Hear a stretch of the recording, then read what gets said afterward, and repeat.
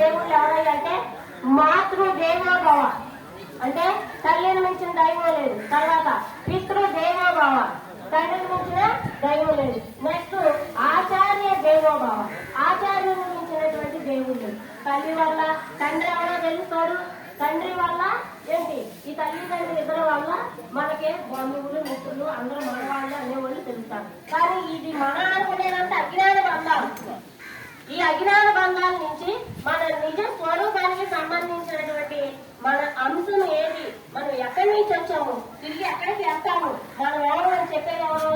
ఆచార్య దేవోభావ, అంటే గురువులు ఆచరించి, అంటే వారు తమ గురువుల దగ్గర సేవ చేసి వారి యొక్క అపారమైన కృపా కటాక్షాలను పొంది వారు మనకి ఈ సత్యాన్ని తెలియజేస్తారు. అయ్యా నువ్వు దేహాన్ని కాదు, ఈ దేహం పంచభూతాత్మకమైంది, ఏంటి ఇది అశాశ్వతమైంది. దేహినోస్మిన్ యదా దేహే కౌమారం యవ్వనం జరా తథా దేహాంతర ప్రాప్తి ధీర తత్ర న ముహ్యతి. ఈ దేహం ఎటువంటిది? తల్లిగడుపులోకి వచ్చి షడ్వికారాలను పొంది భార్య యవ్వన కౌమార వార్ధక్యాది మరణ దశలను పొందేటటువంటిది. ఇది అశాశ్వతమైనటువంటిది.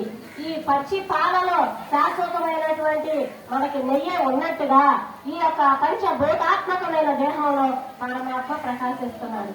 అటువంటి పరమాత్మనే తెలిపేటటువంటి వారు మనకి సద్గురు దేవుడు. అంటే ఈ లోకంలో దేవుడుగా మనకు దర్శనం ఇచ్చేవాళ్ళు ఒక్కలే. ఎవరంటే గురువు. గురువుని మించిన దేవుడు ఉన్నాడని చెప్పినా నమ్మరాదు, అది మోసము. కాబట్టి మీకు దేవుడు కావాలంటే తిరుపతి కాదు వెళ్లాల్సింది, కాశీ కాదు వెళ్లాల్సింది, ఇంకే పుణ్యక్షేత్రాలు వెళ్ళినా మీరు నేత్రానందాన్ని మాత్రమే పొందుతారు.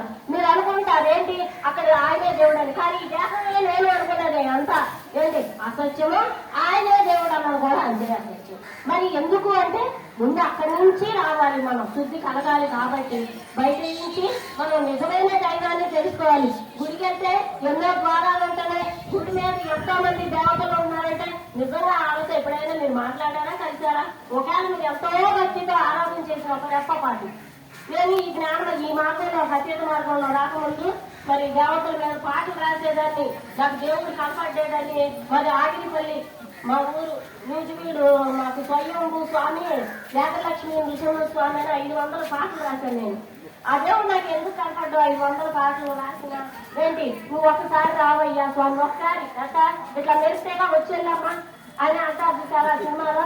అట్లా వచ్చాను నాకు కనపడండి. ఒక్కసారి సరగుణరారా చక్కనయ్యా శ్రీనివాస మృత్యు నిన్ను వేడితినయ్యా దిక్కు నాకు నిరగదయ్యా.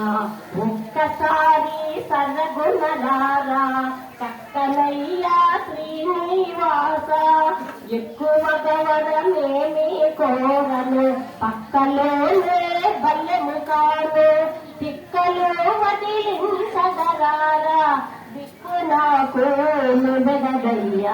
ఏడుస్తా పాట రాసేదాన్ని. ఆ కొండకి తలకాయ గోడ వేసి పాడుకునేదాన్ని.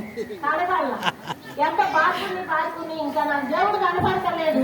ఏంటి ఇంత భక్తితో పాటలు రాస్తా, పగలు లేదు రాత్రి లేదు, ఒక మధ్యాహ్నం లేదు సమయం లేదు, అర్ధరాత్రి నుంచి ఆ భగవంతునికి తీసుకునేదాన్ని.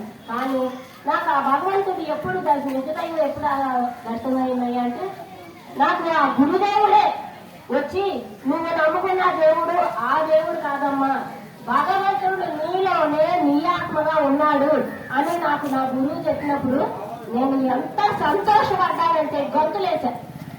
మీకు ఇది నేను నిజంగా అనుభవించని చెప్పిన. అంటే ఇప్పుడు దేవుడు ఎక్కడున్నాడు?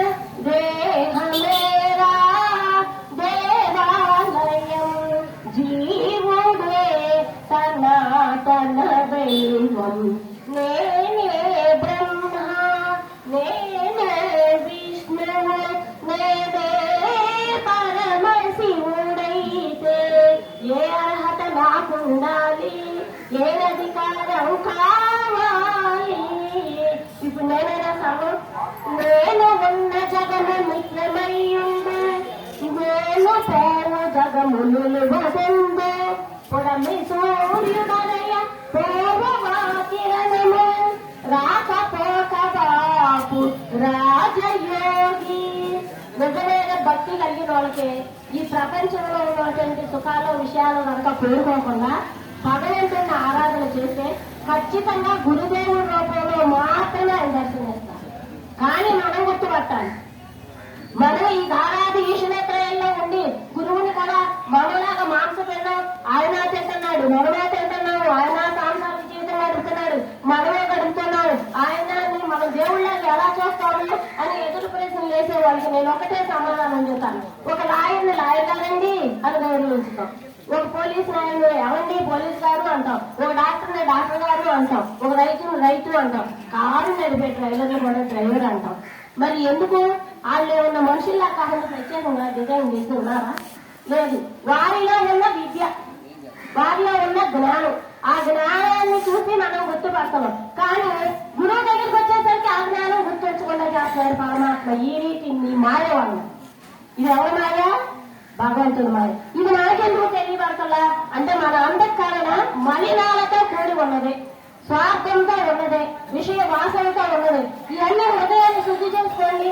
మీకు భగవంతుడు గురువు ఫోన్లో ప్రత్యక్షం ఎదురుగా నుంచి మీతో మాట్లాడతాడు, గుర్తుపట్టండి. మీకు ఇంకా దేవుడి కోసం మీరు జరగాల్సల్లా దేవుడే ఎత్తుకుంటూ వస్తున్నాడు భక్తుల కోసం. కానీ అది గుర్తుపట్టాలి. అది గుర్తుపడితే వచ్చే ఆయన ఏం చేస్తాడయ్యా? ఈ మాయాలోకంలో ఆయన ఆడుకుంటున్నాడు మనతో, అనేక నామ రూపాలు జన్మ జన్మాంతరాలు తీసుకెళ్తున్నాడు. ఇప్పుడు ఆయన ఏం చేస్తాడంటే జన్మలకు రాకుండా చేస్తాడు. భగవంతుడు ఇచ్చినటువంటి